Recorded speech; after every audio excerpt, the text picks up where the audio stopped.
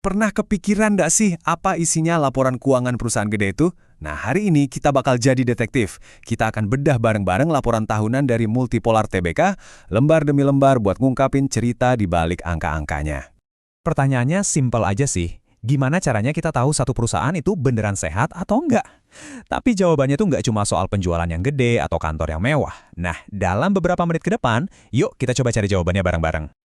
Oke, investigasi kita mulai. Kasus kita kali ini adalah Multipolar TBK atau kode sahamnya MLPL. Dan berkas kasus kita, ya ini dia, laporan tahunan mereka untuk tahun 2025. Semua petunjuk yang kita butuhin ada di sini. Petunjuk pertama kita ada di laporan posisi keuangan. Atau yang sering kita sebut neraca. Biar gampang, anggap aja ini tuh kayak snapshot. Satu foto yang nampilin kondisi keuangan perusahaan di satu momen tertentu, yaitu pas akhir tahun 2025. Konsepnya sederhana banget kok. Aset itu semua yang dipunya perusahaan. Liabilitas itu semua utang-utangnya. Nah, kalau semua aset dikurangi semua utang, sisanya itu namanya ekuitas. Itulah nilai bersih perusahaan yang sebenarnya. Jadi, berapa total aset yang dimiliki Multipolar di akhir 2025? Angkanya, wow, 15,08 triliun rupiah. Ini nilai total dari semua yang mereka punya. Gede ya? Tapi satu angka aja kan nggak cukup ya buat cerita. Yang lebih menarik itu pertumbuhannya. Coba bandingin sama tahun 2024 yang cuma 13,12 triliun. Aset mereka itu tumbuh signifikan. Nah, ini petunjuk kuat kalau perusahaannya lagi ekspansi. Dan ini bukan kita yang ngarang-ngarang loh. Kalau kita lihat langsung dari cuplikan laporannya, coba deh perhatiin baris jumlah aset. Angkanya naik kan dari 2024 ke 2025? Ini bukti otentik dari investigasi kita. Oke, pertanyaannya sekarang. Dari 15 triliun aset itu, berapa sih yang benar-benar punya perusahaan setelah semua utangnya dibayar? Nah, ini yang akan bawa kita ke nilai ekuitasnya. Dan ini dia jawabannya. Kekayaan bersih atau total ekuitas Multipolar di tahun 2025 adalah 6,29 triliun rupiah. Angka ini juga naik loh dari tahun sebelumnya yang 4,86 triliun. Jadi sejauh ini ceritanya kelihatan positif banget ya. Baik, foto kekayaan perusahaan kelihatannya bagus. Sekarang kita beralih ke petunjuk kedua, laporan laba rugi. Kalau tadi neraca itu foto, nah laporan yang ini tuh kayak video atau rapor kinerja mereka sepanjang tahun 2025. Kita mulai dari angka yang paling atas, total penjualan dan pendapatan. Sepanjang tahun 2025, Multipolar ini berhasil mencatatkan pendapatan sebesar 11,54 triliun rupiah.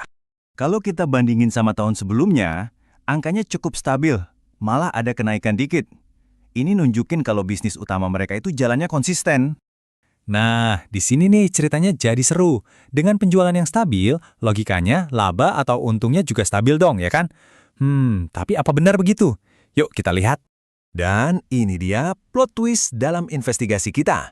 Walaupun penjualannya stabil, di akhir tahun 2025, perusahaan ini malah rugi bersih 169,7 miliar rupiah. Yap, kamu nggak salah baca. Itu ada tanda minus di depannya. Rugi. Biar lebih kebayang seberapa drastis perubahannya, di tahun 2024 mereka masih untung 136,6 miliar. Di 2025 malah berbalik jadi rugi 169,7 miliar. Wah, ini petunjuk yang besar banget dalam investigasi kita. Rugi? Wah, kedengarannya jelek ya. Tapi tunggu dulu, jangan panik. Dalam investigasi keuangan, kita harus lihat petunjuk terakhir yang mungkin paling penting, laporan arus kas. Ini tuh ibaratnya kayak kita ngecek mutasi rekening bank, dia ngelacak duit yang beneran masuk dan keluar. Ada satu kutipan yang terkenal banget di dunia keuangan. Bunyinya begini. Artinya, angka laba itu bisa aja dipengaruhi banyak aturan akuntansi, tapi arus kas itu nunjukin realita, duit beneran yang ada di kantong perusahaan. Dan disinilah kejutannya muncul lagi. Walaupun laporan laba ruginya merah, kondisi uang tunai perusahaan justru malah makin kuat. Loh, kok bisa? Selama tahun 2025, uang kas dan setara kas perusahaan itu justru nambah bersih sebesar 269 miliar rupiah. Ini sinyal yang sangat positif loh. Artinya, perusahaan nggak kehabisan duit. Dan ini buktinya, langsung dari laporan mereka. Coba deh perhatiin baris kas dan setara kas di akhir periode. Angkanya naik dari 1,12 triliun jadi 1,39 triliun.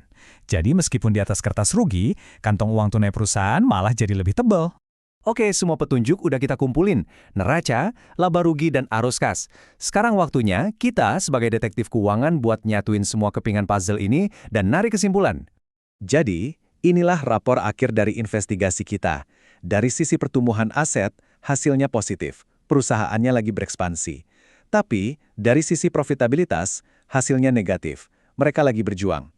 Dan yang penting, dari sisi arus kas, hasilnya positif. Ini nunjukin ketangguhan finansial. Ternyata ceritanya jauh lebih kompleks dari sekedar untung atau rugi ya. Nah, ini ninggalin satu pertanyaan besar buat kita semua.